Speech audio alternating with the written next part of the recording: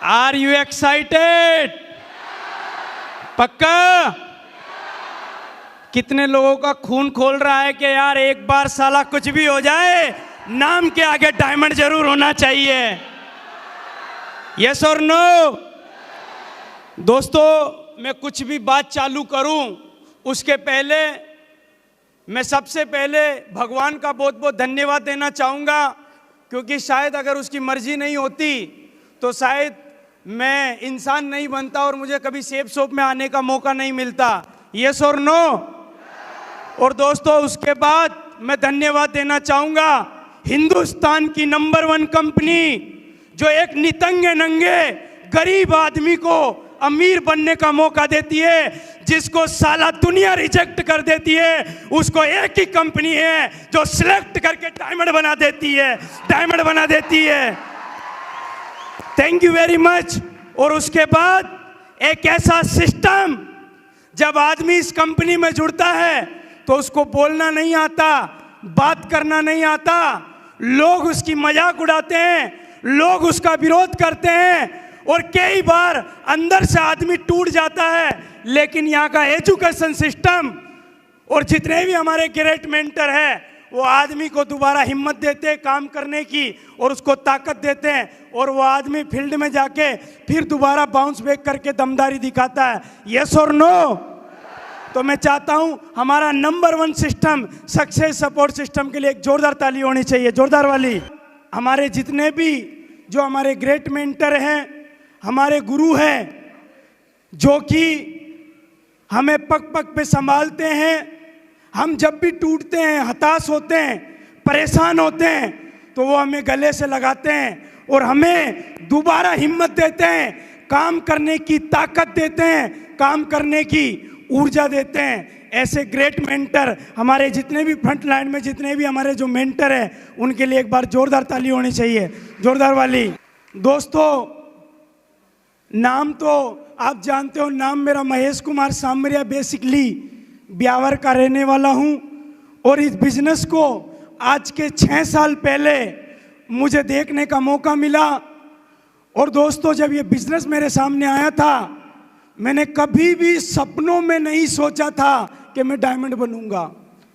मैंने कभी नहीं सोचा था कि ये सब कुछ मेरी जिंदगी में होगा, लेकिन लगातार सिस्टम में चलता रहा, लगातार यहाँ जो बातें बताई गई उन बातों को लगातार मानता रहा और आज आपके सामने खड़ा हूँ। दोस्तों, धीरे धीरे काम करना चालू किया। शुरुआत में जब काम किया तो लोग जुड़ते नहीं थे, मजाक बनाते थे, विरोध करते थे, तो मेरे को एक आदमी को जोड़ने में 3 महीना लगा। कितना? एक आदमी को जोड़ने में 3 महीना लगा। और दोस्तों, 3 लोगों को जोड़ने में मेरे को 6 महीना लगा और मैं बहुत परेशान होता था। मेरे को ऐसा लगता था कि यार कब डायमंड बनूंगा, कब कुछ होगा, कब मैं सफल होऊंगा। दूर दूर तक सक्सेस नज़र नहीं आती थी, लोग जुड़ते नहीं थे। उसके बाद मैं मेरे सीनियर अपलाइन के पास जाता हूं और बोलता हूं, सर मेरे को काम बड़ा करना, लेकिन लोग जुड़ते नहीं हैं। दोस्तों, उन्होंने मेरे को बोला, महेश जी, शाम को आपका अंडे का ठेला लगता है और शाम को ही लोग फ्री होते हैं, आपको इस ठेले को बंद करना पड़ेगा। क्या बोला? और दोस्तों, वो डिसीजन मेरी ज़िंदगी का सबसे बड़ा डिसीजन था, क्योंकि मेरा पूरा घर उस ठेले से चलता था। मेरी मम्मी यहाँ बैठी है, मेरे पापा यहाँ बैठे, आप पूछ सकते हो। पूरा घर उस ठेले से रोटेट होता था। अगर 3 दिन ठेला ना लगाए तो घर का रोटेशन ऑटोमेटिक डामाडोल हो जाता था। लेकिन 8 महीने बाद मैंने डिसीजन लिया अंडे का ठेला छोड़ने का। और दोस्तों, आप यकीन करना, जब मैं अंडे का ठेला बंद करके घर वालों को चाबी पकड़ा दी थी, मेरे घर में 3 दिन ऐसा माहौल रहा जैसे कोई मातम का माहौल है। घर वाले एक ही बात समझाते हैं, बोले इन कंपनियों का कोई भरोसा नहीं है, आज चल रही है, कल कोई गारंटी नहीं है, जमा जमाया ठेला बंद हो जाएगा और कल कोई और लगा लेगा, तू काम कर लेकिन ठेले को बंद मत कर। लेकिन पता नहीं क्यों मेरी अंतरात्मा बोलती थी कि नहीं, मुझे काम बड़ा करना है और इस ठेले को मेरे को छोड़ना है। और दोस्तों, मैंने ठेले को बिल्कुल बंद कर दिया। बंद करने के बाद घर में इतने पंगे होते थे कि फिर लास्ट मोमेंट पे मुझे अपना घर भी छोड़ना पड़ा। फिर मैंने अपना घर छोड़ दिया, किराए का मकान लिया और धीरे धीरे ब्यावर की दास्तान को मैं कभी भूल नहीं सकता हूँ। पैदल पैदल कई बार भटका हूँ मैं, और लोग विश्वास नहीं करते थे। लगातार चांगेड़ जाता था और लोगों को 5 बत्ती का एड्रेस पूछता था, और 5 बत्ती जाता था और लोगों को चांगेड़ का एड्रेस पूछता था, और 3 पिट मार के अनजान लोगों में काम करना चालू किया। और धीरे धीरे मेरी सफलता, धीरे धीरे मुझे सफलता मिलना चालू हो गई। लेकिन धीरे धीरे जैसे मेरी 500 लोगों की टीम बनी, मैंने कार खरीद ली, पैसे आने मेरे साथ में पास में लगातार आना चालू हो गए। लेकिन उसके बाद मार्केट में आपने ये देखा होगा, कई चिटफंड कंपनियां भी मार्केट में घूमती है जो लोगों को लालच देती है, और उस लालच के चक्कर में कई लोग चले गए और मेरा जो नेटवर्क था वो जीरो हो गया। उसके बाद मैं अंदर से टूट गया, पूरा परेशान हो गया, और दोस्तों इनकम जो मेरी थी वो दोबारा जीरो हो गई। और दोस्तों उसके बाद आप यकीन करना, मैंने इस बिज़नेस को छोड़ने का डिसीजन लिया।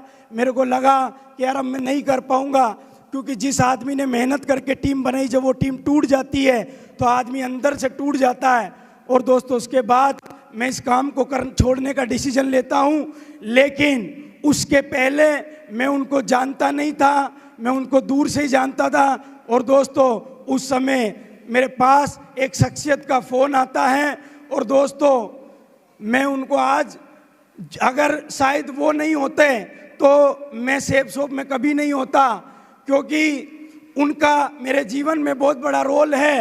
हजारों बार मैं टूटा, मेरे साथ में कई चीज़ें हुई, लेकिन उन्होंने हमेशा विश्वास दिलाया कि महेश तुझे बहुत बड़ा काम करना है। और पहली बार सर का मेरे पास कॉल आता है और मेरे मुंह से एक ही जवाब आता है। सवाल पूछता हूँ कि सर क्या मैं डायमंड बन सकता हूँ क्या? तो गुरुजी ने बोला महेश तू डायमंड नहीं क्राउन बन सकता है, तू एक बार दोबारा बाउंस बैक कर। और दोस्तों आज उन्हीं की बदौलत में यहाँ खड़ा हूँ। मैं चाहता हूँ माँ गुरुजी टिकंदर सिंह चौधरी जी के लिए जोरदार ताली होनी चाहिए। दोस्तों मैं घर छोड़ के चला जाता हूँ, और उसके बाद धीरे धीरे काम करना दोबारा चालू करता हूँ, और लोग विरोध करते गए, मैं आगे बढ़ते रहा, किसी के कहने से रुका नहीं। माँ गुरुजी की लगातार बातचीत चलती रही और लगातार पुष्टिंग के साथ काम करता रहा, पीछे मुड़ के कभी देखा नहीं। और आज मैं आपके सामने डायमंड बन के खड़ा हूँ। दोस्तों एक वक्त, थैंक यू वेरी मच, एक वक्त मेरे जीवन में ऐसा भी आया, कोरोना काल आया। और दोस्तों कोरोना के अंदर लोग अपने घर के अंदर पैक थे, लोग घर के बाहर नहीं थे, लॉकडाउन था। और उस समय भी महेश सांवरिया अपने घर नहीं गया था। मेरे माँ बाप का फोन आता था मेरे पास, बोले बेटा घर आ जा, जिंदगी है तो जान है तो जान है, तुम घर आ जाओ। लेकिन दोस्तों कमिटमेंट पक्का था, इरादा पक्का था। कोरोना के अंदर भी घर नहीं गए, और मेरे घर वालों को एक ही बात बोली कि या तो साला महेश सांवरिया की घर पे लाश आएगी, या फिर महेश सांवरिया डायमंड बन के आएगा, घर पे डायमंड बन के आएगा। दोस्तों वो दिन लगातार मेहनत करने की वजह से आज मेरी जिंदगी में आ पाया। दोस्तों मैं आपको एक ही बात बोलना चाहूंगा, विरोध आएंगे, चैलेंज आएंगे, सब कुछ होगा। मेरे घर वाले हमें पूछते थे कि बेटा तुम्हारी जिंदगी क्या चल रही है, तुम वहां कैसे रहते हो। मैंने ऐसे ऐसे दिन भी देखे हैं कि सिलेंडर खत्म हो जाता था जिस कमरे पे हम रहते थे, हमने पोए में नमक मिर्ची डाल के और सूखे पोए भी खाए। मेरे घर वालों को तो पता ही नहीं कि साला इस दिन के लिए कितनी कीमत चुकाई है हमने, पीछे से कितनी कीमत चुकाई है। आज कई लोग यहाँ बैठे हैं, हो सकता है वो मोटिवेट भी हो जाए और बोलेंगे हम भी डायमंड बनेंगे, लेकिन दुनिया में हर चीज की कीमत होती है। हमें पता है यहाँ तक पहुँचने के लिए हमने घर को छोड़ा, वो सारे सेक्रीफाई किए जो सफलता के लिए लगते हैं, और लगातार करने की वजह से आज आपके सामने मैं डायमंड बन के खड़ा हूँ। दोस्तों, ज़्यादा लंबी बात मैं करूँगा नहीं, क्योंकि ऑलरेडी समय हो चुका है और मेरा गला भी जवाब दे चुका है।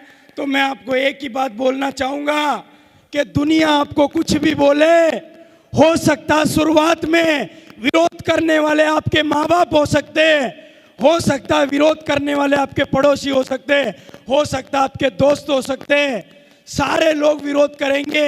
हमारा भी विरोध हुआ है, लेकिन हम लगातार डटे रहे, किसी के कहने से रुके नहीं, और लगातार अपने आप से दृढ़ संकल्प लिया और आज आपके सामने डायमंड बन के दिखाया।